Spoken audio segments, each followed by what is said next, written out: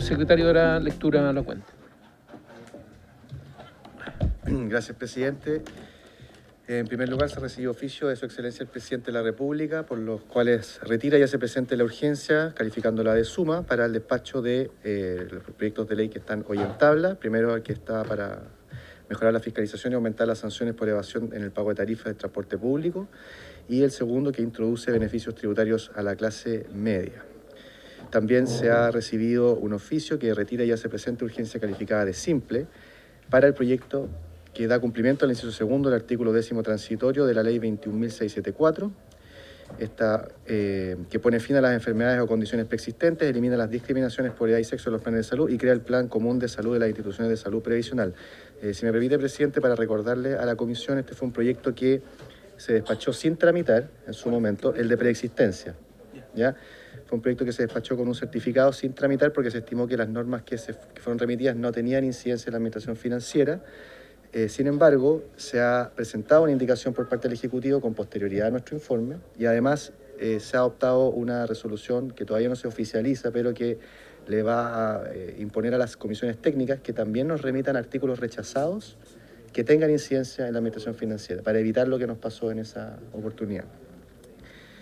También se recibió un informe de la Comisión de Relaciones Exteriores, recaído en el proyecto, que aprueba el Tratado Constitutivo de la Comunidad de Policías de América, suscrito en Brasilia el 9 de noviembre de 2023.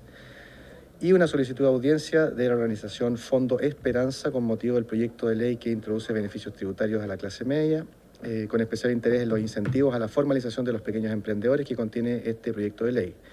Ellos quisieran compartir lo que han aprendido en los 23 años que llevan apoyando a estos pequeños emprendedores y aportar con su experiencia. Es una organización de desarrollo social pionera en implementar un servicio microfinanciero solidario enfocado al emprendimiento en sectores vulnerables, apoyando hoy a más de 140.000 emprendedores de Arica a Coyhaique.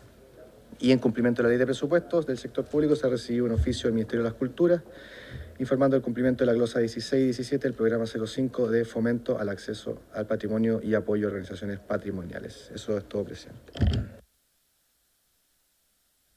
¿Significa entonces el proyecto de preexistencia va a volver a la comisión? Así es. Ya, solamente el de preexistencia, no el de postnatal de emergencia. Ya. ¿Algo sobre la cuenta?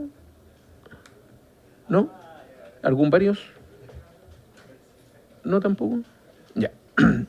Partimos entonces con el objeto de la tabla, que tiene que, en su primer punto, votar el proyecto de ley iniciado en moción que modifica la ley 18.287 para mejorar la fiscalización y aumentar las sanciones por evasión del pago de las tarifas en el transporte público remunerado de pasajeros, con urgencia calificada de suma, el boletín 17.246-15, refundido con el boletín 17.441-15, y están invitados el señor Ministro de Transporte y Telecomunicaciones, don Juan Carlos Muñoz.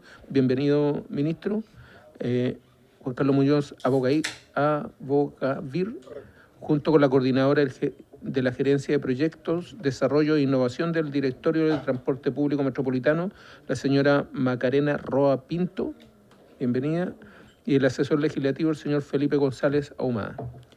Y también está el jefe del Subdepartamento de Estudio de la Dirección de Presupuestos, señor Pablo Jorquera Armijo. Está presente. Vino. Muy bien.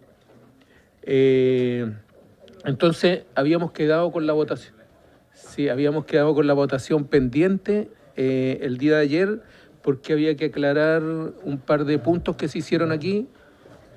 Uno específicamente, el otro era la votación separada de la indicación que hizo un parlamentario relacionado con los ingresos de ese nuevo cobro aumentado, claro, que decía, o lo que planteaba el diputado Santana ayer, que esa plata no podía ir a los operadores porque era plata en el fondo del Estado y todo eso, que antes lo conversamos, ministro. Así que esperamos esa explicación y votamos. ¿Ya? Muchas gracias, presidente. Efectivamente, este es un proyecto que, lo primero que quisiera comentar es que es un proyecto que reúne parte importante de un proyecto de ley previo presentado por el diputado Bianchi, Hay muchos elementos acá en el proyecto que son parte de ese esfuerzo y que también fue parte del compromiso que tomó el Ministerio, el Gobierno, en la discusión presupuestaria del año pasado, de presentar un proyecto de ley que permitiera aumentar las facultades para poder reducir la evasión tarifaria en el transporte público, un problema que se concentra principalmente en Santiago. Y dentro de los elementos que tienen que ver con los temas asociados a Hacienda, hay dos artículos que entiendo que son los que son parte de la votación.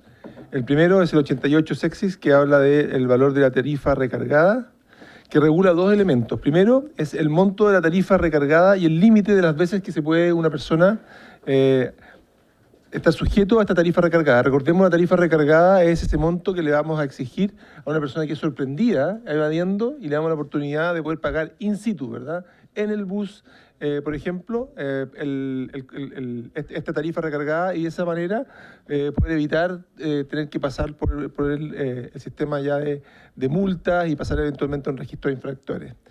Entonces, lo primero, para regular la tarifa, este monto, de acuerdo a lo que explicita este proyecto de ley, el monto de esta tarifa recargada será fijado por una resolución dictada entre el Ministerio de Transporte y Telecomunicaciones y también del Ministerio de Hacienda, con una previa consulta del panel de expertos de la Ley de Subsidios.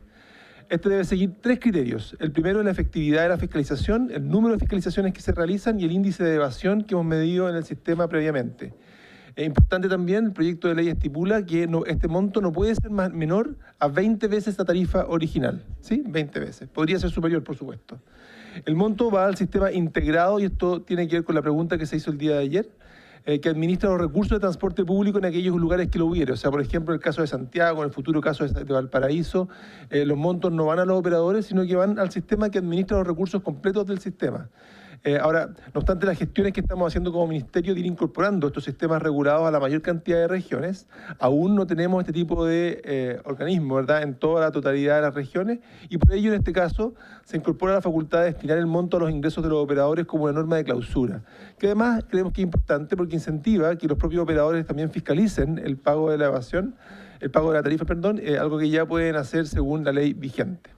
Y respecto al límite de veces que una persona puede caer en el registro de evasores, la misma resolución va a indicar el número de veces dentro de un determinado periodo que podrá pagarse la tarifa recargada. Perdón, este es el registro de tarifa recargada, que es distinto al registro de evasores. La cantidad de veces que uno pudiera acceder a pagar esta tarifa distinta de la tarifa de transporte público. Si se supera ese número, esa persona no va a tener derecho a pagarla y se procede directo a la multa. Esto con el fin de que alguna persona no se acostumbre a simplemente no pagar la tarifa y siempre pagar la tarifa recargada. Ese es el propósito de esta indicación. Como hay un límite a la posibilidad de pago, también debe haber un registro que lleve el Ministerio de Transporte y Telecomunicaciones, y ese registro involucra gasto fiscal, y por eso estamos acá. Son 40 millones de pesos el primer año, 20 millones para mantenerlo anualmente. El registro no puede ser público, ya que no es una sanción, sino que es un registro interno que lleva el Ministerio para verificar si la tarifa es aplicable o no. Además, creemos que generaría problemas con la Ley de Protección de Datos Personales y problemas de constitucionalidad de hacerlo público. Y además nos parece que es un desincentivo a pagar esa tarifa recargada, ya que ni siquiera el registro de pasajeros infractores es público. Entonces la persona podría decir, más me conviene no pagar esta tarifa para no quedar expuesto. Entonces, creemos que en ese sentido nos sugerimos rechazar la indicación presentada el día de ayer, que lo que pretendía era que este registro fuese también de acceso público. Y la segunda dimensión que nos trae acá es el registro de pasajeros infractores, que es otro elemento que requiere gasto fiscal. Es la interconexión necesaria para materializar las nuevas consecuencias del registro de pasajeros infractores. A este registro de los pasajeros infractores, que es distinto que el anterior, llegan todas las personas que han sido sancionadas por no pagar la multa asociada a la evasión. Las consecuencias actuales en la ley son que hoy día a esas personas se le denegan documentos relacionados con, por ejemplo, sacar un permiso de circulación o la licencia de conducir, y al mismo tiempo se le retienen la devolución de impuestos por parte de Tesorería. Eso pasa hoy. Y aquí estamos agregando tres restricciones adicionales que tienen que ver con la imposibilidad de ingresar a espectáculos de fútbol profesional, de negar el registro de un pasaporte y de negar también el permiso de residencia. Y por supuesto, para poder agilizar y poder hacer esto que sea factible y operacionalizarlo, se requiere la interconexión de nuestro sistema con las demás instituciones públicas, y eso hemos estimado que tiene un coste de 80 millones el primer año y luego 20 millones para mantenerlo. Esos son los dos artículos que estaríamos votando. Agradezco y estoy dispuesto para aclarar cualquier duda. Diputado Mellá. Anúncielo. Tiene que apagar el micrófono. Perdón. Gracias, presidente. Presidente, en virtud de lo que ha dicho el ministro, vamos a retirar la indicación de hacer público el tema, así que la retiramos en conjunto con el diputado Saborba. Muy bien. Entonces, estaría más simple la votación, porque está solamente el artículo permanente y el artículo transitorio. Le doy la palabra. ¿Ah? Sí. Entonces, ¿votamos? ¿Les parece en una sola votación o no? ¿Sí? ¿Les parece? Y si les parece, no sé. Ah, ya, verdad que como la primera votación. Sí. En una sola votación. Sí, no solo. Diputado Bianchi, A favor. De ambas, ¿no? ambos Sí, artículos. Ambos artículos, En correcto. los términos propuestos por el proyecto. Absolutamente, sí. Diputado Cuello, A favor. diputado Donoso, diputado Mellado, diputada Rojas, diputado Romero, ¿dónde está? Diputado Sauerbaum, diputado von Mühlenbrock, diputada Yeomans, A favor. presidente, A favor. diputado Cifuentes. ¿Diputado Cifuentes? Sí, por favor, está considerado. Sí, ya. 1, 2, 3, 4, 5, 6. Sí. 10 a favor, unánime, presidente. Muy bien. Aprobado entonces. Diputado informante, por orden le correspondería al diputado Santana. Muy bien. Diputado Santana, entonces, informante. Y estaríamos hasta aquí. Muchas gracias, ministro, por asistir. Y, sí, vamos a pasar al segundo punto. Muchas gracias. Y el segundo punto tiene que ver con recibir los antecedentes por parte del Ejecutivo respecto al proyecto de ley que introduce beneficios tributarios a la clase media, compensado mediante la tributación que indica, reduce exención y modifica otras disposiciones con urgencia calificada de suma del boletín 17.725-05, donde está invitado el señor ministro de Hacienda, Mario Marcel Cuyel. Bienvenido, ministro. La subsecretaria de Hacienda, la señora Heidi Werner Herrera. Bienvenida, subsecretaria. Y el coordinador de política tributaria, el señor Diego Riquelme Ruiz. Bienvenido, don Diego. Y habíamos acordado ayer, ministro, con la comisión de escucharlo en relación al informe de cuentas nacionales que dio a conocer ahora último, hace poco tiempo, el Banco Central. Así que partiríamos con eso y ahí después con el proyecto de ley. ¿Sí? Me ha solicitado, presidente, el diputado Romero, si es posible agregar su voto. No sé si el diputado Sepúlveda también quisiera. ¿Sí? Si está la unanimidad. ¿Sí? ¿Les parece? ¿Sí? 12 entonces. Muy bien. Ya. Tiene la palabra entonces, señor ministro. Bien, muchas gracias, presidente, y muy buenas tardes a las diputadas y diputados integrantes de esta comisión. Tal como lo ha indicado el presidente, vamos a partir haciendo una breve revisión de lo que se publicó o lo que se puede ver de las cuentas nacionales que publicó el Banco Central el día lunes. Ahí hay una breve presentación, donde lo primero que hay que recordar es que las cuentas nacionales que elabora el Banco Central es la medición oficial de la actividad económica en Chile. Nosotros estamos acostumbrados a mirar los IMASEC, pero si ustedes se fijan, cuando el Banco Central presenta los IMASEC siempre dice que es una estimación transitoria previa a las cuentas nacionales. Como las cuentas nacionales se publican trimestralmente, ¿cierto? Entonces uno tiene IMASEC de los 3 meses entre medio, pero son las cuentas nacionales las que en su medición trimestral lo que tiene todo el peso de la información oficial y lo que permite además comparar con otros países, porque las cuentas nacionales ¿cierto? Se calculan con una metodología bien estándar que hace muchos años que viene desarrollando y actualizando las Naciones Unidas. Además, las cuentas nacionales tienen una desagregación de actividad por sectores y una desagregación por el lado de la demanda que uno no tiene cuando ve los IMASEC. Entonces también tienen información muy valiosa en ese sentido. Cuando las cuentas se publican, es habitual que haya, no solamente hay alguna diferencia respecto de lo que se podía estimar con los IMASEC mensuales, sino que también a veces se corrigen los trimestres previos.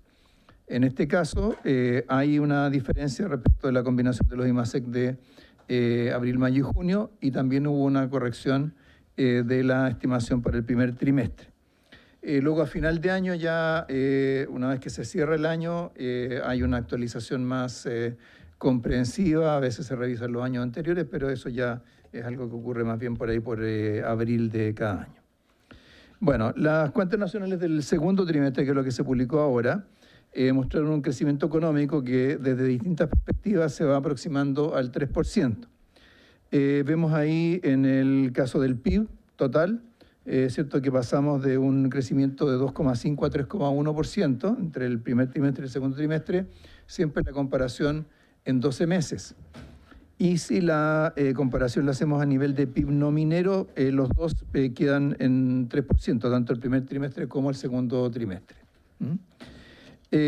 Hicimos también otra cosa que uno puede hacer cuando tiene las cuentas trimestrales, es que puede calcular un año móvil. Es decir, en este caso, si tenemos el segundo trimestre, podemos calcular el PIB de los 4 trimestres que terminan en junio y compararlo con los 4 trimestres anteriores a eso. Y ahí lo que se puede ver para el PIB total es que se pasa de un 2,4 a un 2,9% de crecimiento, y en el PIB no minero también hay una diferencia similar. Entonces, no es solamente el dato de un mes o de un trimestre o algo que tuvo que ver con la actividad en algún sector determinado, sino que es un fenómeno más estable y más generalizado. Eso lo podemos ver en esta gráfica, donde separamos entre el crecimiento subyacente o excluida la estacionalidad y el factor estacional. Y ahí lo que podemos ver es que ya, digamos, desde el primer trimestre del 2024 hemos estado viendo números consistentemente positivos. En los últimos 3 trimestres hemos tenido 3,2, 2,6, 3,5% del componente desestacionalizado de actividad. Pero claro, hubo ciertos factores estacionales que sumaron o restaron en ese periodo, pero es cierto, en esto que marca más como la tendencia de la economía, podemos ver esta composición. Ahora, con estas cifras, el dinamismo de la economía chilena ya se va ubicando por varios meses por encima del cálculo tendencial de 1,8% del Banco Central y del promedio que hemos tenido en años anteriores. Ahí en la gráfica, ¿cierto? La línea azul con los puntitos es el crecimiento del PIB del año móvil, siempre calculado de la manera que señalaba más hace un momento. Y las líneas horizontales corresponden al crecimiento de la década hasta previa a junio del 2024, el periodo de la prepandemia desde julio del 2012 hasta septiembre del 2019, o ese tendencial de 1,8%. Entonces, vemos que ya desde la medición de las mediciones de mediados del 2024 ya se empezó a superar ese tendencial de 1,8%, y ahora más recientemente también hemos superado los otros dos promedios de años anteriores. Ahora, desde el punto de vista de la composición, lo que podemos ver es que si miramos por el lado de origen del producto, los sectores que más crecieron en el primer trimestre fueron pesca, agricultura, minería, industria manufacturera y comercio. Y los únicos que descendieron fueron electricidad, gas y agua y administración pública. Todos los demás tuvieron cifras positivas. Eso del lado del origen. Del lado de la demanda, lo que tenemos es un aumento del consumo privado, de crecimiento de 2% en el primer trimestre a 3,1% en el segundo trimestre. Y lo que es más destacable es que tanto la inversión como las exportaciones están en este segundo trimestre creciendo más que el producto. 5,6% para la inversión, 5,4% para las exportaciones de bienes y servicios. Esto puede llamar la atención la comparación en el caso de las exportaciones con el primer trimestre, pero tenemos que recordar que el primer trimestre tuvimos un boom exportador agropecuario, ¿cierto? Hubo este boom de las cerezas, que muchos lo comentaron como algo transitorio, puntual. Entonces, ¿esto por qué es relevante esta relación entre exportaciones, inversión y PIB? Porque en los años que le fue bien a Chile, los años que creció de manera sustantiva y sistemática, justamente en esos años también las exportaciones y la inversión crecían más que el producto. Entonces, en el caso de la inversión en particular, además, ¿cierto? La inversión es la que va generando capacidad productiva hacia adelante y, por lo tanto, ampliando el espacio para poder seguir creciendo a futuro. Pero también creo que es importante que el consumo privado se haya acelerado ahí en el margen con un punto más de crecimiento, porque habíamos tenido varios trimestres en que había estado bastante bajo. En la lámina siguiente podemos ver el caso específico de la formación bruta de capital fijo, cómo ha evolucionado sus componentes, particularmente la construcción y la inversión en maquinaria y equipos. Y aquí lo que se puede ver es que ¿cierto? La caída que tuvimos de inversión en el 2023 y 2024 estuvo básicamente marcada por la caída de la inversión en maquinaria y equipos, que es esa caída importante que se ve en la línea azul de arriba. Pero a estas alturas ya, desde el primer trimestre del 2024, la inversión en maquinaria y equipo empezó a recuperarse, a crecer y hoy día ya supera el punto más alto anterior. Y en el caso de la construcción, si bien no tuvo la caída que tuvo maquinaria y equipo, sí había estado bastante lento, con cifras negativas en el margen, pero muchos han calificado, y nosotros compartimos ese juicio, de que era un sector que ha estado estancado durante mucho tiempo. Fíjense que esa línea casi horizontal parte a mediados del 2021. Desde entonces la construcción ha estado muy plana, pero lo que vemos ahora es una cifra más positiva. Hay un 2% de crecimiento de la inversión en construcción, que nos permite que ya tengamos un año móvil que ya es positivo para el crecimiento de la actividad de la construcción. Y probablemente con algunas de las iniciativas que estamos introduciendo, bueno, ya está operando plenamente el subsidio de la tasa hipotecaria. Les puedo comentar que en estos momentos ya hay cerca de 8.000 operaciones que ya se han cursado, 8.000 subsidios en más o menos un mes de funcionamiento del beneficio. Y eso debería ayudarnos, ¿cierto?, a que en los próximos meses se vaya también reactivando la construcción habitacional, que es de la construcción probablemente lo que está más rezagado. Recordemos que actividad, construcción dentro de cuentas nacionales también incluye obras civiles, por ejemplo, en el caso de la minería o en el caso de energía. Y por otro lado, como ustedes sabrán, ¿cierto?, se acaba de ingresar el proyecto de incentivo al desarrollo de la industria de hidrógeno verde, donde el diputado Bianchi ha sido muy proactivo, ha sido muy activo en apoyar una iniciativa de ese tipo, con incentivo específico al desarrollo de esto como una industria nueva. Bueno, con todo esto, entonces, las proyecciones de mercado para este año 2025 de otras instituciones que estaban más bajas que la que teníamos nosotros, se han ido ajustando al alza. Ahí tenemos, por ejemplo, Bloomberg, que hace, ¿cierto?, que toma estas encuestas entre analistas, ya ha pasado de 2 a 2,5. La encuesta de perspectivas económicas del Banco Central de 2 a 2,3, la OCDE de 2,3 a 2,4, y el Banco Central, bueno, movió su rango y lo acortó, y probablemente hoy día estamos más cerca de la parte superior del rango que la parte inferior de ese rango. Entonces, ¿qué es lo que podemos esperar para el resto del año, para la segunda mitad del año? Primero, para el PIB no minero, que es casi el 90% de la economía, deberíamos tener en el tercer trimestre un crecimiento probablemente similar al que acabamos de tener en el segundo. Recordemos, por ejemplo, que el año pasado el tema de los días trabajados nos jugó en contra, porque teníamos unas fiestas patrias que hay con una serie de puentes entre medio, y casi tuvimos una semana entera de diversos festejos nacionales. En el cuarto trimestre vamos a tener una tasa de variación 12 meses que va a ser algo menor, porque la base de comparación va a ser más alta, porque el cuarto trimestre del año pasado fue muy bueno. En el caso del PIB minero, deberíamos tener alguna desaceleración producto del accidente del Teniente, ¿cierto? La principal mina subterránea del país. Las menores leyes de mineral en algunas de las explotaciones y en menor medida una normalización de la demanda de cobre desde Estados Unidos.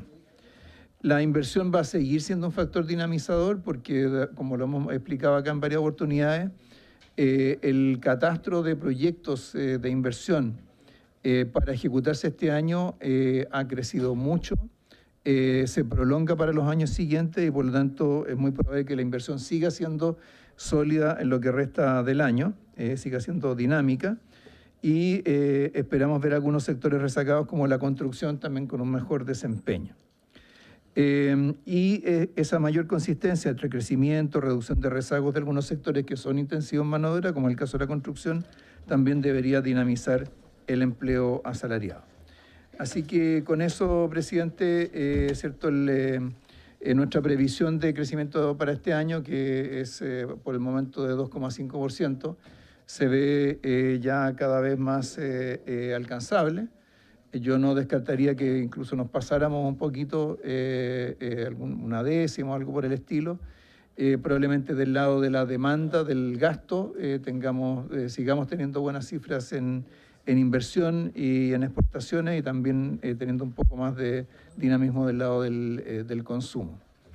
Así que, presidente, yo solo quisiera terminar recordando que cuando se publicó el IMASEC de junio, hubo unos diputados que son integrantes de esta comisión que hablaron de que esto era que los comentarios que yo había hecho eran de realismo mágico.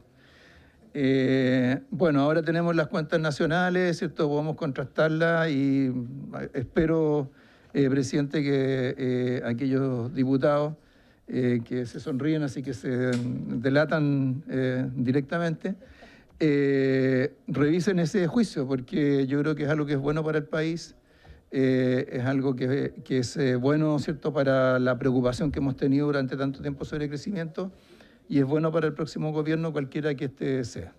Eso sería, presidente, respecto de este punto en particular. Muy bien. No sé si hay algún comentario. Sí, diputado Gastón. No, yo no soy de realismo mágico. Va para el otro lado. Pues lo retan después hasta el ministro lo retan. Bueno, puntualmente, ya que estamos hablando de estos temas importantes porque son, como dijo el medio presidente, el ministro, y aprovecho de saludar a la subsecretaria también y a Diego Rodríguez. Me gustaría saber qué pasa, ministro, con el tema del crecimiento del país. ¿Cómo va? Así como usted ya nos dio un pincelazo respecto al tema de los subsidios, que hay una regulación relativamente, no sé cuánto tenía usted presupuestado el primer mes, o si lo hicieron o no, de los subsidios que aprobamos acá. Porque en el fondo demuestra qué está pasando. O sea, quizás era algo que estaba esperado y lo teníamos detenido y no lo hicimos. Entonces me aprovecho de eso para preguntarle qué ha pasado desde el punto de vista, digamos, del crecimiento o de los proyectos de crecimiento que están ingresando al país, que son vienen de largo tiempo de entrada, son desfasados, pero también son pequeños índices que muestran un poco qué es lo que está pasando. Independientemente sabemos todo el problema que hay a nivel internacional, o sea, hay cosas que no podemos manejar. Entonces, ya que estamos hablando de cuentas nacionales, a ver si podemos tener algo, sobre todo de parte suya, que es la autoridad en este tema, para no entrar en realismo mágico, la voz, digamos, oficial. ¿Qué está pasando con eso? Y también, ojalá que pueda seguir aumentando este tema de los subsidios, porque realmente es un sector que hoy día podría levantar bastante mano de obra que está desempleada, lamentable, y eso es fundamental. Gracias. Muy bien. Diputado Sepúlveda. Gracias, presidente. Oye, ayer antes vi el informe del IPSA, ¿no? De las utilidades de la bolsa, increíble. De repente hay tanta construcción teórica sobre de cómo le da a Chile, ¿no? Ahí hay un dato también, a lo mejor, para sumar. Yo algo mucho más sencillo, no tiene que ver mucho con el proyecto, pero sí tiene que ver con la clase media, ministro, lo conversamos hace un tiempo atrás, con Diego también. El tema del decreto supremo 40. Similar a los casos PET, estamos esperando una respuesta. Sentimos de que es la misma situación, objetivamente es la misma situación, son las mismas condiciones, las mismas repactaciones abusivas y si esto se logró con los PET no debería haber ningún problema en que pueda avanzar este beneficio para los decretos supremos 40. Ayer salió ya con toma razón de Contraloría el decreto después de 2 años, que tramitamos en la conversación de la discusión de la ley de presupuesto del 2024. Aquí los colegas saben, todos los que están, de tanto tiempo que venimos dando esa pelea, más allá de los beneficios que entregó Banco Estado. Bienvenido el decreto, ahí hay una ayuda adicional a personas que tienen esta situación y que tienen alta vulnerabilidad, pero de nuevo creo que los decretos supremos 40 tienen las mismas condicionantes. Se atrasaron algunas cuotas, le metieron otro crédito, se atrasaron 10 cuotas, le metieron 15 años. O sea, ya pagaron la casa y tienen que seguir pagando otros 15 años más. Creo que eso no corresponde, creo que rayamos en lo ético.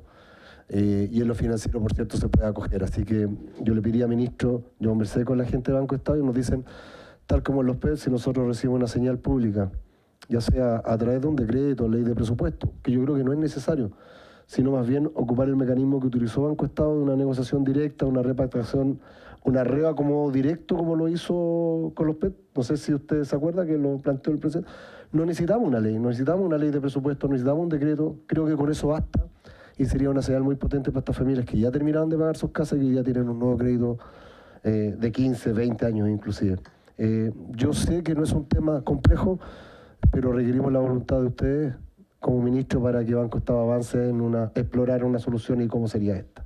Eso, ministro. Agradecerle también, por cierto, porque corresponde a nombre de las cientos y miles de familias que ya han tenido este beneficio y que lo van a tener en los próximos días, agradecer a usted como ministro de Hacienda. No es fácil tomar una decisión, nos tomó el tema.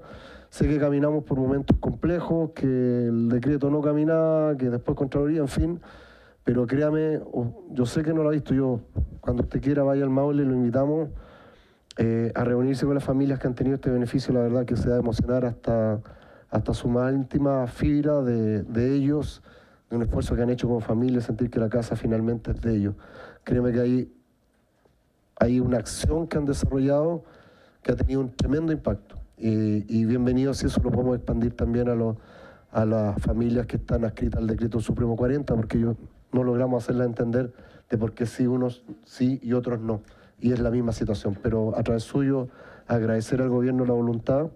Creo que ha sido una muy buena noticia para cientos y miles de familias, tanto del Maule como de algunas regiones del país. Muchas gracias, presidente.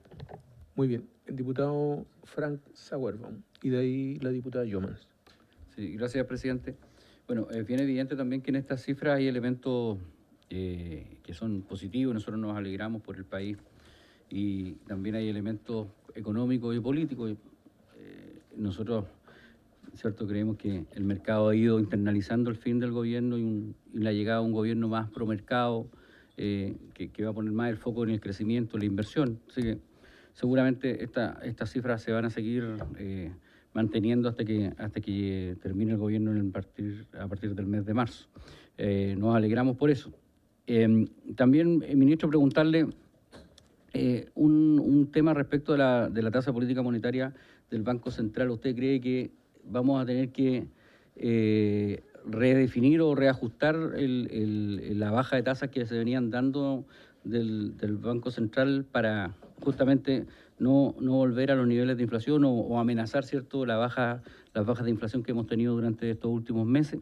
Y la otra pregunta, ministro, es si respecto de esta cifra, ¿usted cree que aquí el mercado también ha ido absorbiendo la incertidumbre respecto a los aranceles que se habían anunciado y que finalmente no fueron tales. Si ese clima de incertidumbre usted cree que se ha ido apaciguando ya definitivamente o todavía queda algo. Gracias, presidente. Gracias, presidente. Bueno, yo creo que a propósito de las cifras que nos da el ministro, es importante que nosotros también reconozcamos cuando las cosas están bien, ¿cierto? Y en ese sentido, no sé, yo no quiero entrar a comentar la palabra del diputado Frank Sauerbaum, pero creo que es importante también tener una reflexión positiva cuando las cosas se están haciendo bien, presidente. Creo que es de justicia y de honestidad. Y en este caso las cosas se están haciendo bien y eso se está demostrando.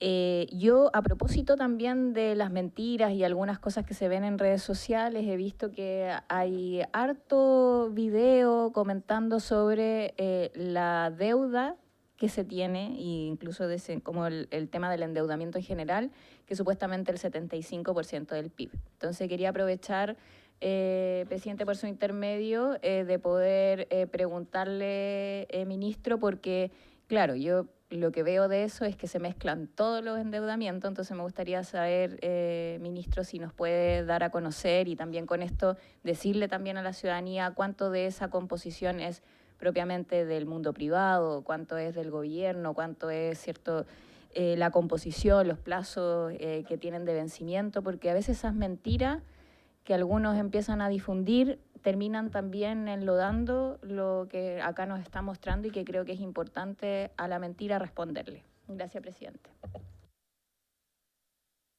Diputado Romero. Gracias, presidente. A ver, de la presentación lo que sí no echo de menos nada respecto al tema de las metas de convergencia, el balance, yo entiendo que el gobierno ha tenido que corregir 2 veces las metas, pero ¿cómo impacta este mayor crecimiento en nuestro balance estructural? ¿Vamos a cumplir las metas o seguimos gastando igual y vamos a tener que en el próximo gobierno tratar de cumplir los compromisos de responsabilidad fiscal? Eso ahí sería bueno también que pudiera aclarar eso el ministro, porque por lo menos no lo vi en la presentación. A ver, y lo otro es que, bueno, a mí me alegran estos resultados porque también demuestran que hay algo que yo dije cuando se presentó el informe de finanzas públicas en el Senado el año pasado. Yo dije que el segundo semestre, yo no soy economista, para nada, estoy lejos de eso. Pero yo sabía que probablemente cuando se fuera consolidando la posibilidad de que no siga este gobierno y que va a cambiar de color político, esto iba a mejorar. Y evidentemente esto se está viendo. Están mejorando probablemente los resultados del IPSA, que alguien lo comentaba recién, porque hay acciones que se están comprando baratas, y como se sabe que el próximo gobierno va a favorecer la inversión, posiblemente van a pegarse una buena pasada los inversionistas en esto. Así que, claro, Chile tiene ese potencial. Hay buenos espacios para construir, hay buenas oportunidades en materia energética, pero claro, actualmente eso está todo detenido, y posiblemente con el gobierno que venga, que cualquiera, el que sea, va a ser infinitamente mejor que este, entonces va a lograr que haya, obviamente, una retribución o una rentabilidad respecto a esas inversiones.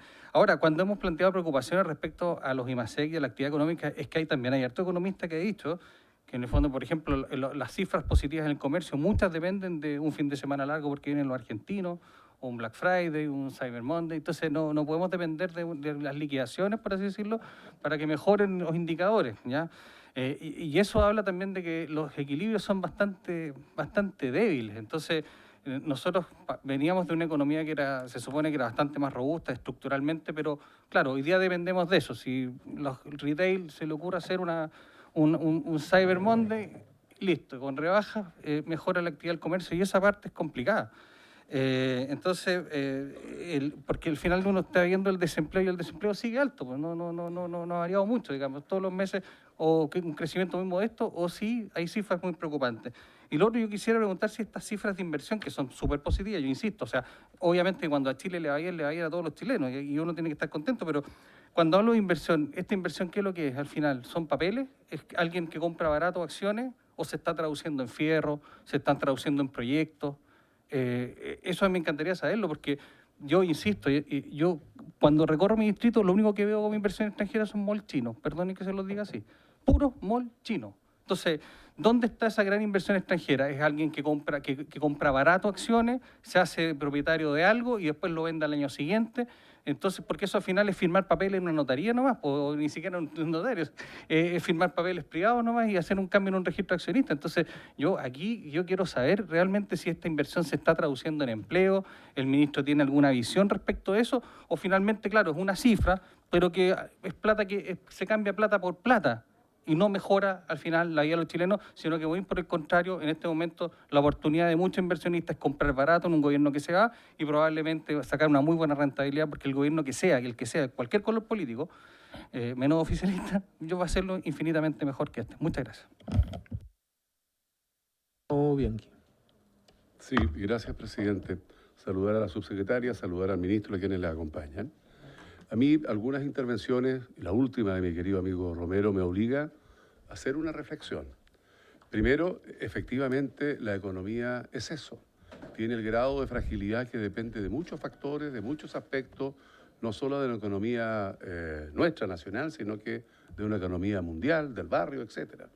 Por lo tanto, aquí todo suma, todo sirve o todo puede efectivamente entrar a afectar el resultado final de lo que se espera y se analiza. Y tenemos un grado de fragilidad enorme. Pero yo, fíjese que quiero decir algo. Primero, felicitar, porque yo también tuve en algún momento juicios de crítica de algunas declaraciones del ministro aquí presente, y creo que es sanísimo para todos el poder también reconocer cuando uno ha hecho críticas que, fueron distintas los resultados. Y a mí me alegra. A mí no me afecta que yo haya podido estar o no con la razón. Me alegra cuando es el país al que le va bien, cuando es a la gente a la que le puede ir un poquito mejor, cuando son las regiones que se desarrollan. Entonces, desde ese aspecto, a través suyo, felicitar el cómo de manera tan seria y responsable se ha llevado la política económica en nuestro país en este último tiempo con estos resultados. A mí también me preocupa el comentario, no tenía el dato del 75% del endeudamiento del PIB, pero me preocupa que eso esté circulando y sería importante aclararlo. Me preocupa, y por eso dije que tengo que recoger obligadamente lo que dijo mi colega, el diputado Romero, que él haya dicho de que no siendo economista, él sabía que producto del cambio de gobierno que venía, que no es los inversionistas iban a empezar a invertir o a traer la plata a Chile. O sea, ¿qué significa esto? Que estos inversionistas en nuestro país, nacionales o no nacionales, no invirtieron en estos últimos años en Chile. O sea, fueron capaces de afectar la economía de nuestro país, se llevaron la plata para afuera. Entonces, ¿cómo se puede así llevar a cabo una política económica cuando quienes efectivamente invierten y colocan las inversiones, no lo están haciendo producto de un determinado signo de un determinado gobierno? Esto a mí me retrotrae a la década del 70. Entonces, no me parece que eso sea la forma efectivamente que uno pueda plantearse que la economía ahora va a empezar a crecer debido a que este gobierno se acaba y el que viene, del signo que sea, efectivamente va a dar garantías para que se vuelva a traer los dineros desde fuera o poder invertir. Finalmente, con esta reflexión, yo creo que el que termina ganándose el país, me parece bien en el cómo se llevó incluso, y termino con esto, mire, si tenemos estos resultados finales es porque también Chile y fundamentalmente sus autoridades dedicadas al orden económico han tenido la prudencia de observar todo lo que ha ocurrido en materia de economía internacional.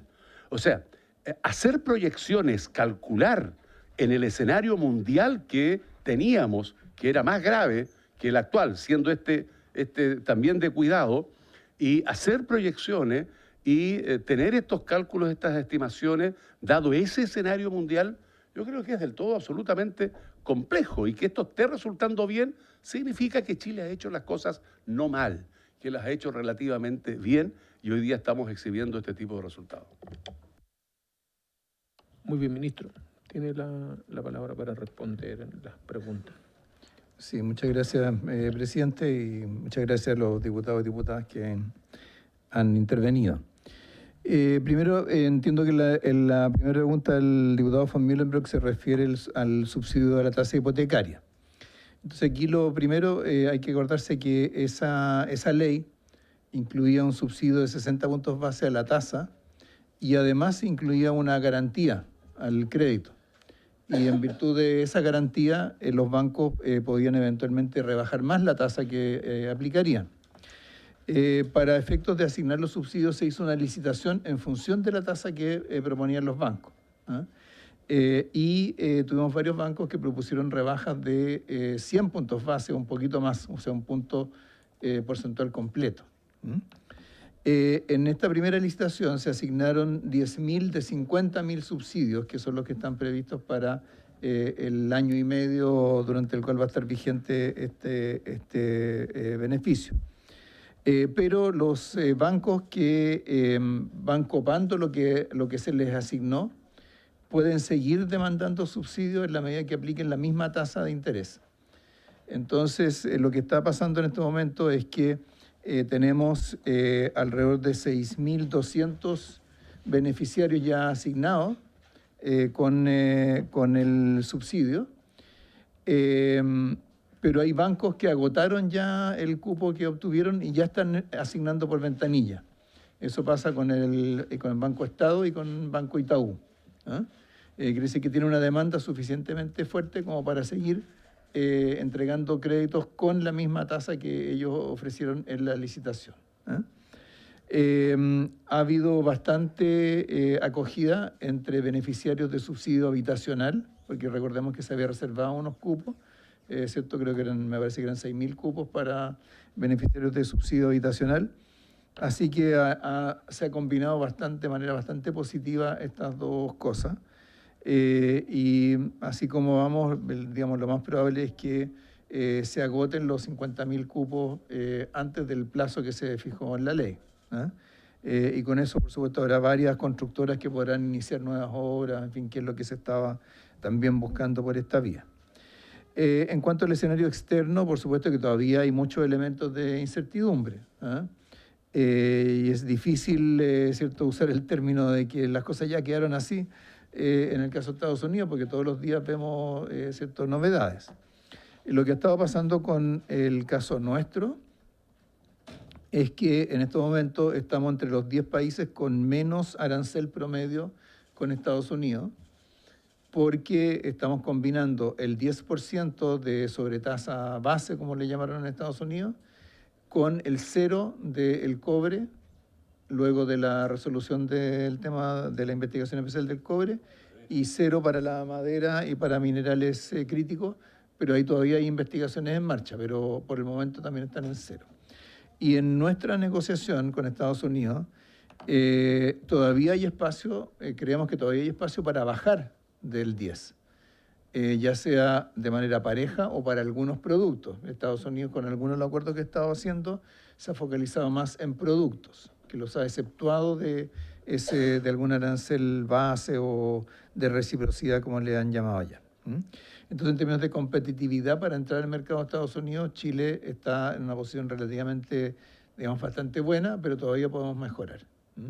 Pero bueno, como están pasando las cosas en Estados Unidos, hoy día todo pasa por el presidente, entonces lo que se ha estado negociando allá tiene que ir a la Casa Blanca y ahí veremos finalmente qué es lo que queda. El diputado Sepúlveda mencionó de paso el IPSA. El IPSA ha tenido durante este año un crecimiento de cerca de 30% en términos reales, que es, digamos, de los más altos en el mundo, ciertamente más alto que en Estados Unidos, donde después de bajar había una recuperación, pero donde en el año se acumula como un 10% de crecimiento. Nosotros triplicamos esa cifra. Y ese, en buena medida, es el voto de los mercados por las economías. Y este voto, a diferencia del voto ¿cierto?, de los ciudadanos, que será a fin de año, este voto se viene emitiendo ya hace un buen rato. Así que, y eso lo vemos también en varias cosas que se reflejan en estos números, que no es un salto que hayamos tenido de repente, sino que más bien es un proceso acumulativo que hemos ido teniendo a través del tiempo. Bueno, el diputado Sepúlveda se fue, pero el tema este que él plantea del DS40 se lo planteamos a Banco Estado, ellos lo están estudiando a ver si se puede aplicar algo similar a lo que se aplicó a los deudores del programa PET. Luego, respecto de la inflación y la tasa de política monetaria, bueno, cuando salió el dato de inflación de julio, yo comenté que la sorpresa al alza era casi idéntica a la sorpresa a la baja que habíamos tenido en junio, así que en términos de trayectoria de la inflación acumulada vamos más o menos igual a lo que estaba previsto. Pero tenemos que tener claro que como el IPC ha estado muy influenciado por los aumentos de tarifas, lo que va pasando es que a medida que los primeros aumentos de tarifas se van incorporando en la base de comparación, la variación del IPC va bajando. Entonces vamos a tener una baja como de medio punto porcentual en octubre, porque en octubre del año pasado hubo una alza de tarifa, y vamos a tener más o menos otro medio punto porcentual en enero del 2026. Y con eso vamos a estar en enero, febrero, marzo, a más tardar, vamos a estar con la inflación en 3%. Con eso, por supuesto que el Banco Central puede continuar con el proceso de normalización de la tasa de política monetaria. Todavía le quedan unos 50 puntos base para llegar a lo que el Banco Central define como tasa neutral. Y eso debería ocurrir entre ahora y comienzos del 2026. Respecto de estas cifras de deuda en relación al producto, se refieren a la deuda externa de todos los agentes económicos. Entonces incluye hogares, incluye empresas, incluye bancos, incluye el Estado. Estas cifras tenemos que tener claro que cuando comparamos deuda con PIB, estamos comparando un stock con un flujo, ¿cierto? Porque la deuda es un stock, el PIB es un flujo. Y claro, cuando las economías son más o menos cerradas, bueno, dan una idea de como no sé cómo llamarle, estrés financiero. Pero en el caso nuestro, siendo una economía abierta, tenemos dos tipos de situaciones que distorsionan un poco estos números. Primero, que hay empresas extranjeras que operan en Chile, por ejemplo, grandes compañías mineras, que financian sus operaciones con préstamos desde sus casas matrices a las filiales en Chile. Y la otra situación que tenemos es que hay empresas chilenas que invierten en otros países, que invierten en el exterior, pero financian esas inversiones a través de sus casas matrices en Chile porque se financian con riesgo país de Chile, que es más bajo, ¿cierto?, que el de los países en los cuales están invirtiendo. Entonces eso es algo que siempre, digamos, desde hace ya bastantes años distorsiona un poco este tipo de indicadores. Pero esto obviamente no cambia nada el indicador de la deuda del fisco, que como sabemos, ¿cierto?, el total de la deuda, incluyendo externa e interna, es del orden del 42% del producto. Y que, como hemos señalado, y aquí aprovecho a tomar el punto de convergencia fiscal que comentaba el diputado Romero, vamos a tener este año el menor crecimiento de la deuda desde el 2008. Ahora, en ese sentido, respecto a la convergencia fiscal, por supuesto que en la medida que la economía esté más dinámica, eso también ayuda a las cuentas fiscales, pero lo que más ayuda es la demanda interna, porque la recaudación en Chile, por el peso que tiene el IVA, depende más de la demanda interna y del consumo más que del PIB. Entonces, el hecho de que esté dinámica la inversión, esté más dinámico el consumo, todo eso ayuda a que mejore un poco la recaudación. Y hay que decir que para julio, donde ya estamos empezando a recibir datos, estamos viendo un crecimiento de los ingresos tributarios a un ritmo de 2 dígitos para el mes de julio. Respecto de cuestiones transitorias que afectan a algunos sectores, comercio, la verdad es que se dijo que en el verano era por los argentinos que venían a comprar a Chile, qué sé yo, pero la verdad es que la actividad de comercio ha estado bastante estable, ha crecido mucho el consumo durable, hay que decirlo, el consumo durable tiende a estar más asociado a los locales que a los extranjeros. De hecho, el consumo durable creció, creo que me parece que más de 10% en las cuentas del segundo trimestre. Y respecto de la naturaleza de la inversión, que también lo preguntaba el diputado Romero, me parece, no es las cifras que yo doy no son de inversión en papeles. O sea, estas son las cuentas nacionales que miden inversión en maquinaria y equipos y en construcción. O sea, se mide la actividad, no el financiamiento, ¿cierto? O algún flujo de carácter financiero. Así que esto no es papeles, es más cemento que papel, por ponerlo de una manera. O sea, esto no tiene nada que ver con la inversión como la entiende a veces el ciudadano común y corriente, que voy a invertir en un depósito a plazo. Esto es inversión en capital fijo, por eso se llama, el indicador del que estamos hablando es formación bruta de capital fijo. Y dentro de eso lo que más está creciendo es la inversión en maquinaria y equipo, así que eso es algo bien concreto y bien productivo, bien distinto de los papeles. Eso sería, presidente. Muy bien. Muchas gracias, ministro. Nos quedan 25 minutos para terminar la sesión. Quería preguntarle si alcanza a presentar el proyecto, si no, lo dejamos pendiente para la vuelta de la distrital. No, sí, puedo ajustarme ¿Sí? los 25 Ya. minutos. Tiene la palabra entonces. Dígame, diputado.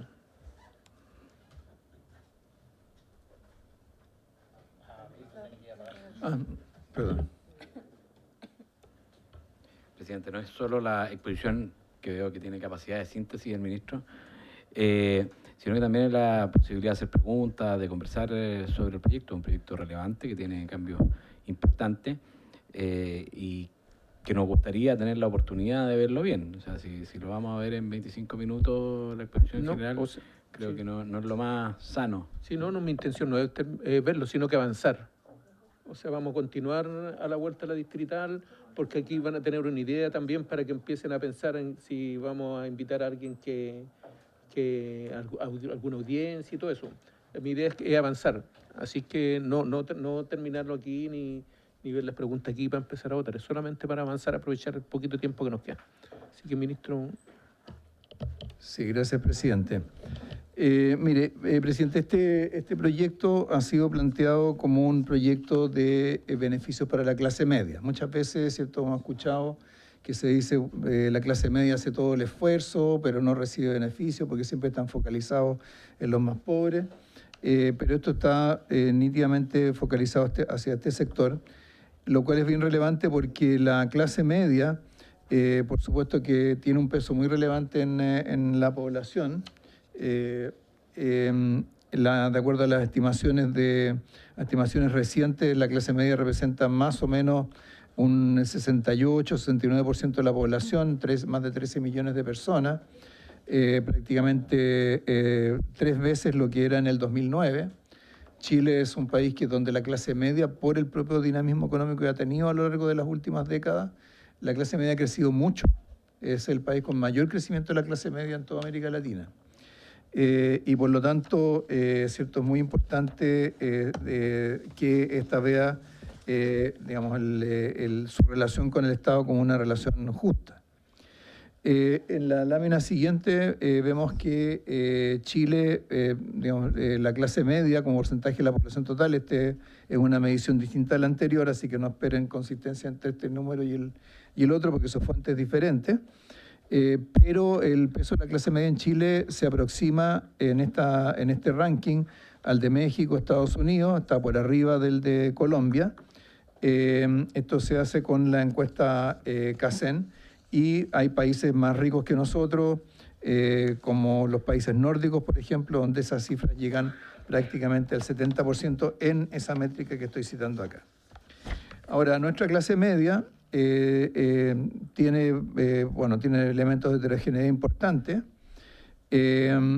y un tema que surge cada cierto tiempo es, por ejemplo, el tema de los gastos en arriendo de vivienda. En esta lámina vemos que la clase media destina el porcentaje de personas que arriendan su vivienda, en el caso de la clase media alcanza más o menos al 23,5%, con un 16% de otras características de la vivienda que habita, que es menos que la población bajo la línea de pobreza, pero es un porcentaje relevante, y eso tiene que ver con algunos de los beneficios que aquí se están planteando.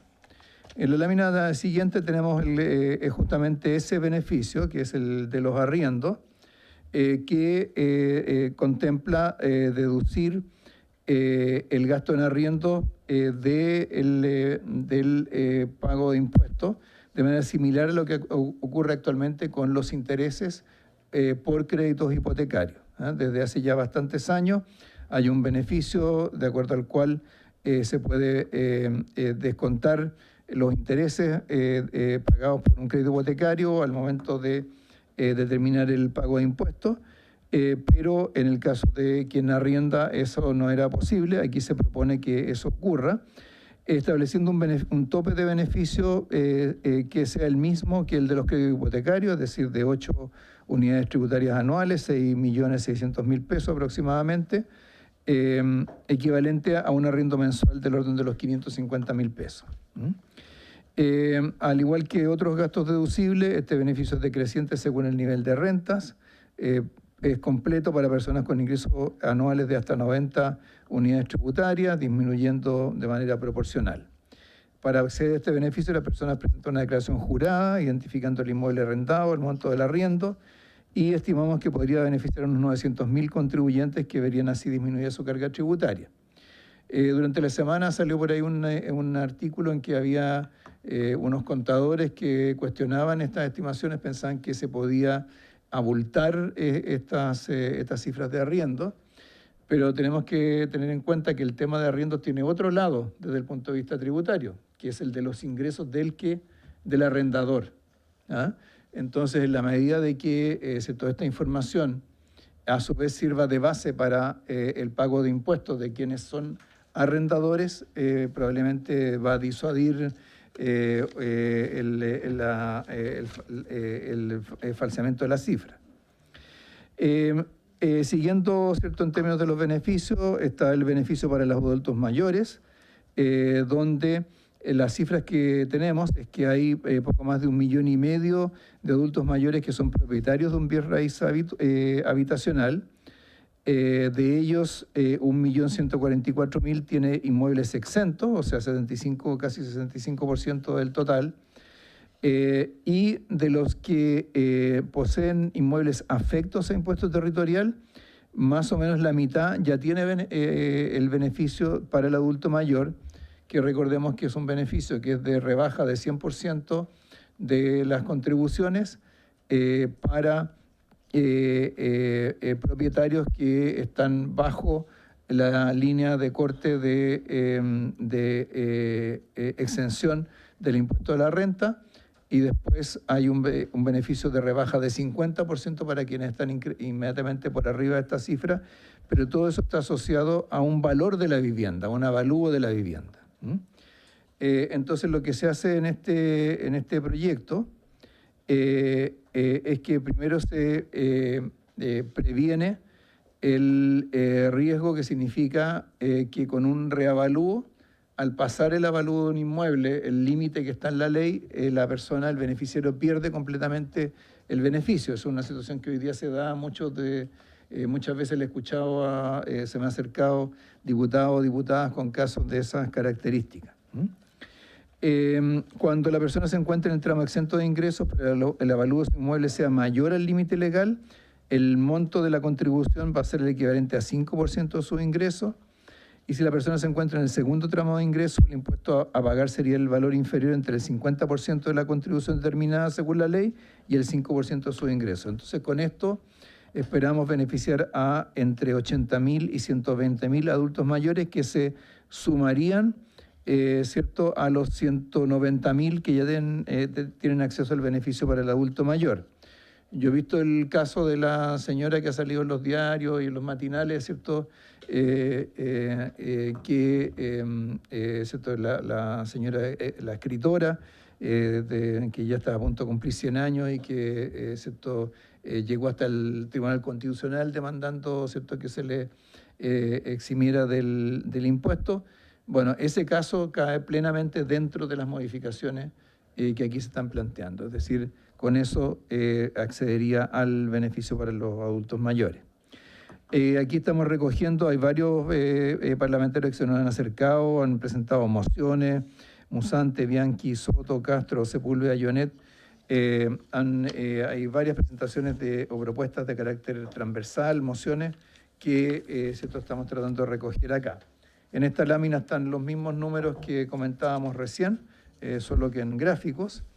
En la lámina siguiente se menciona el beneficio del gasto por educación, que básicamente implica que cuando hay un niño que está a cargo de uno de sus padres, se considere solo la renta de ese padre o esa madre para efectos de determinar este beneficio, al contrario de la situación actual que obliga a sumar los ingresos de los padres para determinar si acceden o no al beneficio.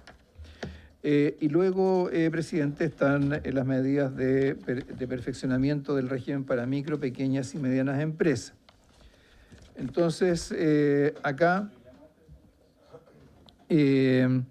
lo que se ha trabajado es lo que hemos llamado ruta al emprendimiento. Esto es algo que se ha trabajado con las organizaciones de MIPYME desde ya casi un año y medio. Más de una vez yo lo he comentado acá en esta comisión. Y que podemos observar gráficamente en la lámina que sigue, en el gráfico de la lámina que sigue, donde, ¿cierto? Para empresas nuevas o recientemente constituidas que tienen ventas inferiores a 2.400 UF, se aplica durante 2 años este régimen de monotributo, de acuerdo al cual, ¿cierto? Pagando una unidad tributaria, se saldan todas las obligaciones, se cumplen todas las obligaciones tributarias, más la cotización previsional del propietario. Luego, representado por esa área celeste, tenemos un beneficio a través del IVA, también para nuevos emprendimientos que ya pasaron por el monotributo, ¿cierto? En sus primeros 2 años tienen un beneficio de rebaja del IVA de 100% durante el primer año, 50% durante los 6 meses siguientes y 25% en los últimos 6 meses. Lo que está en la parte del medio es lo que hoy día existe, es decir, para pymes con ventas de hasta 75.000 UF. Hoy día hay básicamente 2 modalidades de pago de impuestos. Uno es el régimen PYME integrado, donde se paga un impuesto de primera categoría, ¿cierto? La tasa que esté, actualmente es 12,5%, y hay que llevar contabilidad. Y por otro lado está el régimen transparente, que establece que se paga impuesto, que solo se paga impuesto el propietario a través de su global complementaria. Actualmente el sistema está más cargado al régimen integrado, fundamentalmente porque hay una serie de condiciones para entrar al régimen transparente, en particular, ¿cierto? Que el propietario sea solamente una persona natural.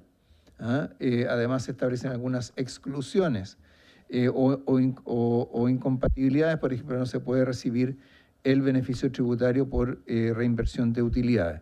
Acá en este proyecto estamos removiendo esas limitaciones y con eso, por lo tanto, permitiendo que haya muchas más empresas que se acojan a la modalidad transparente y que por esa vía vean reducida su carga tributaria. Nosotros estimamos que más o menos el 90% de las pymes reducirían su pago de impuestos al entrar al régimen transparente una vez removidas estas restricciones.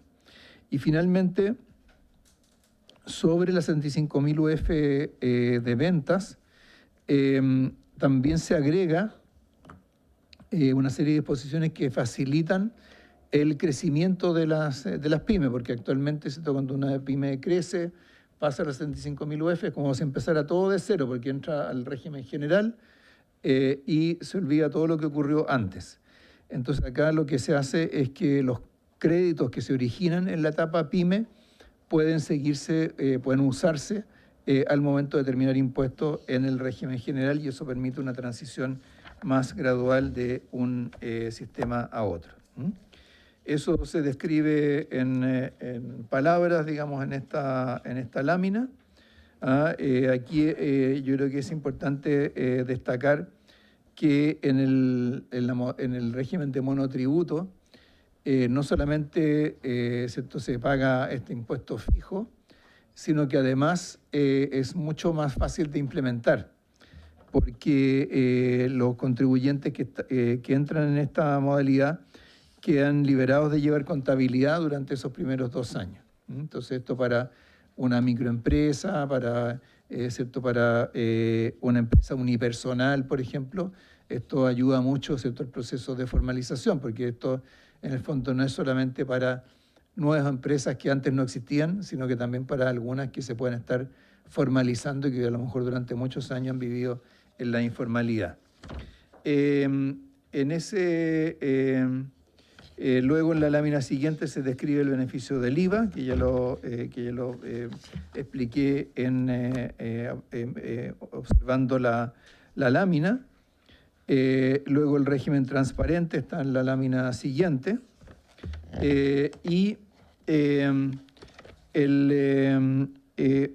Lo otro que está contemplado dentro de las modificaciones del impuesto a la renta es completar la transición de la tasa general de impuesto a la renta en el caso de las pymes. Recordemos que hoy día esa tasa es de 25% permanente y que está rebajada a 12,5% este año, el próximo, y luego pasa a 15%, pero después de ahí debería subir inmediatamente a 25%.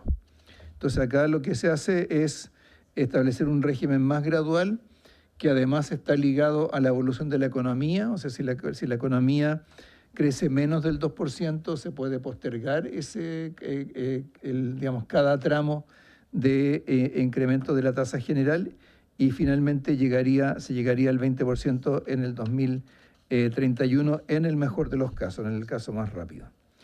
En renta presunta, ¿cierto?, se reduce el límite de ventas de contribuyentes que se pueden acoger renta presunta para no superar las 2.400 UF. Este es un tema que se ha discutido por mucho tiempo.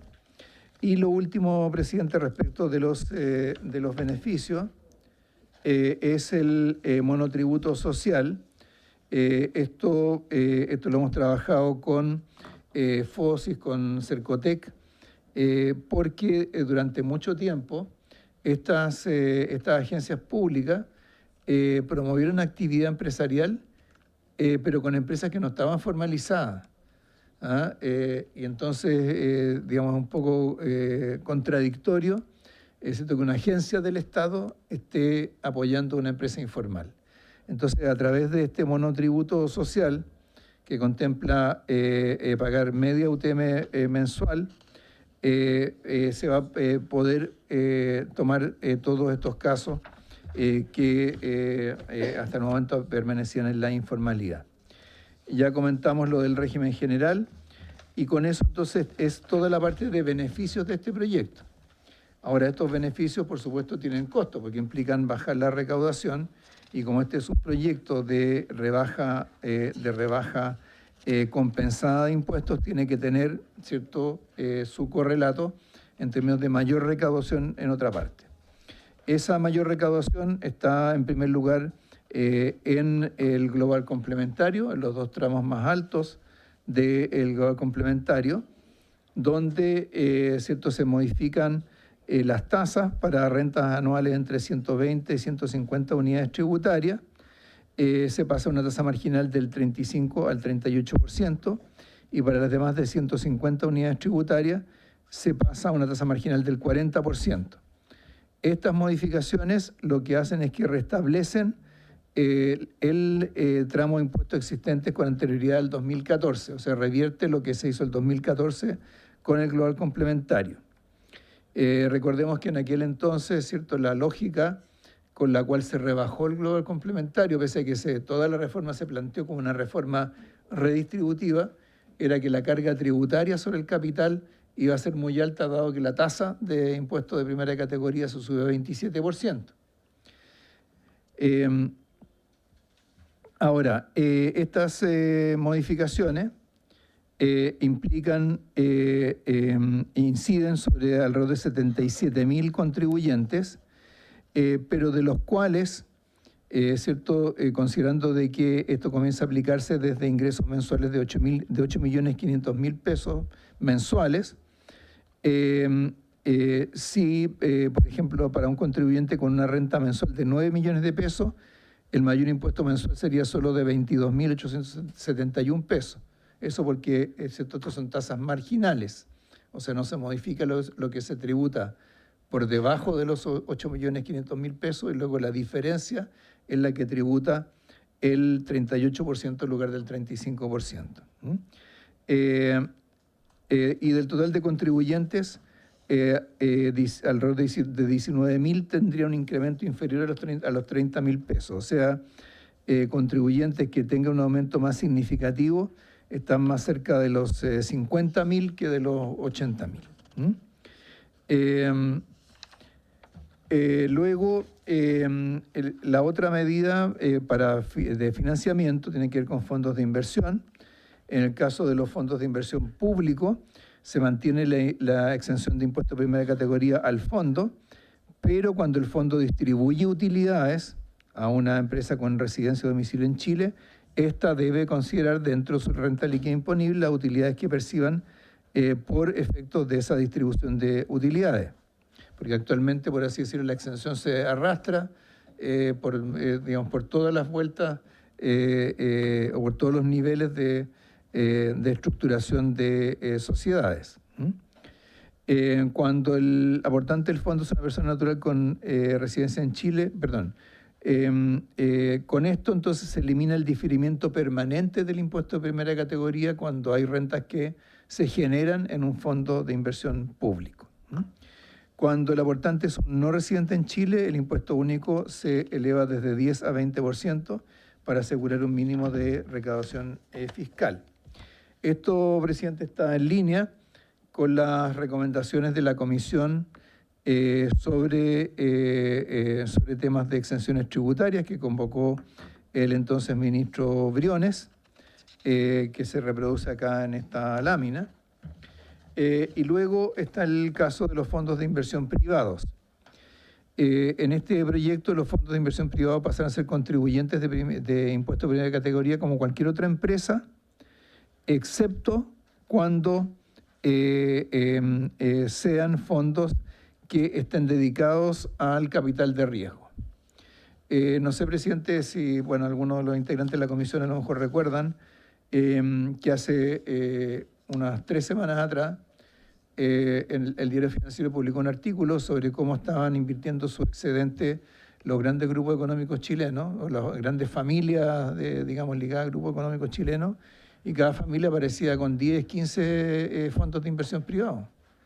Los family office son inversionistas regulares de fondos de inversión.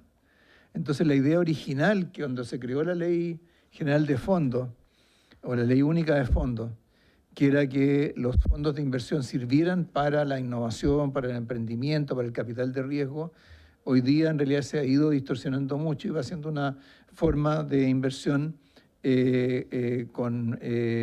exenta de impuestos para grupos o familias de grandes recursos. Nuevamente se reproduce ahí la opinión de la Comisión sobre exenciones tributarias, que apunta también en esa dirección. Luego, en materia de impuesto de herencia y donaciones, acá básicamente se repone una norma que se eliminó del proyecto de cumplimiento tributario, porque se dijo que estaba fuera del marco del proyecto, fuera del marco del mensaje. Nosotros dijimos que lo íbamos a retirar y lo íbamos a reingresar en alguna otra iniciativa. Eso es lo que está incluido acá. Se elimina la exención a las donaciones revocables, que la verdad es que es un concepto, se diría un oxímoron, o sea, una donación que en realidad después se puede echar para atrás y que en realidad es un mecanismo que se está usando básicamente para evadir impuestos o para establecer herencias en vida, como se le llama. Se elimina la posibilidad de donaciones efectuadas a herederos o a partes relacionadas que han eximidas de impuestos. se actualiza la norma sobre valoración de activos que sirven para determinar la base imponible del impuesto.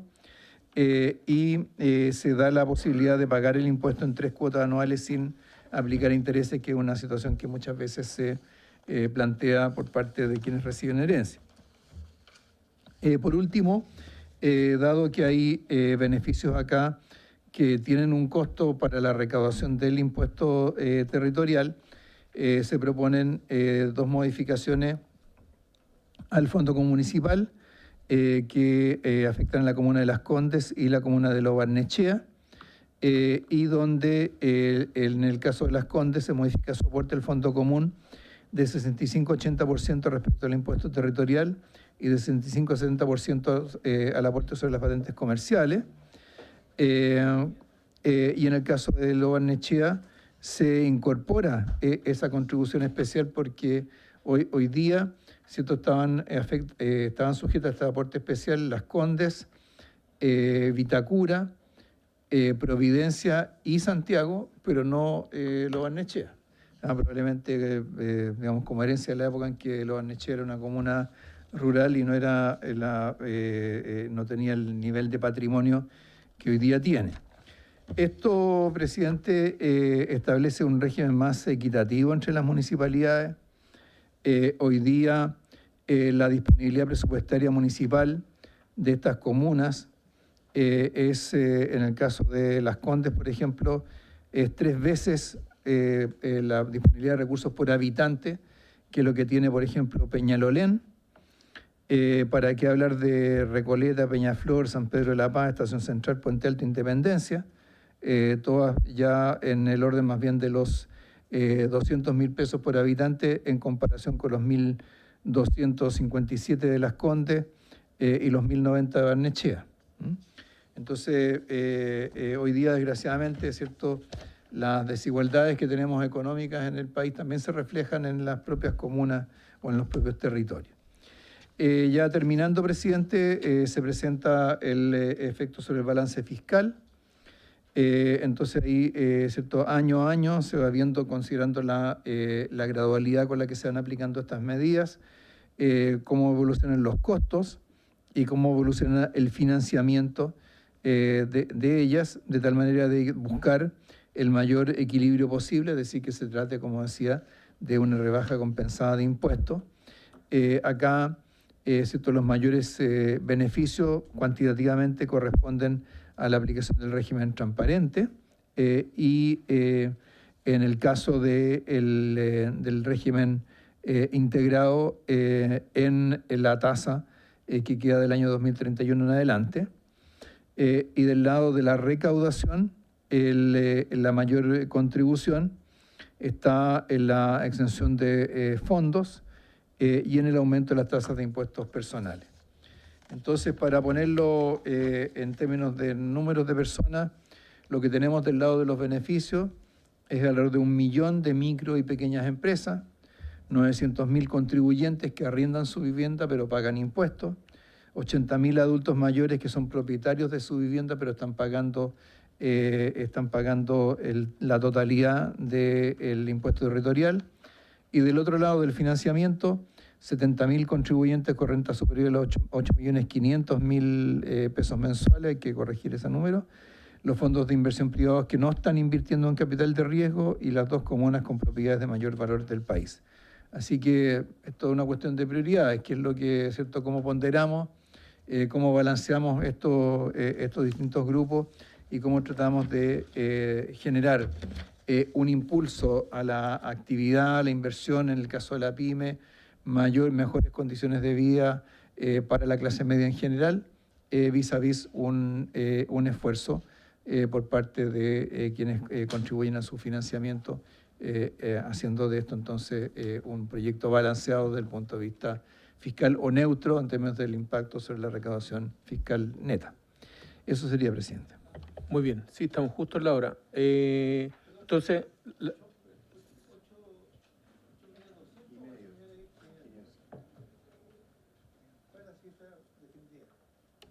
8.500.000, sí. Entonces, en la siguiente sesión, para que van a poder revisar la presentación igual, para hacer preguntas Y también tenemos la semana distrital para que vean a quién podemos invitar si es que quieren que venga alguien a alguna audiencia. ¿Me parece? Sí, empezamos con audiencia y preguntas en la próxima sesión. ¿Ya? Por haberse cumplido el orden de la sesión, esta se levanta.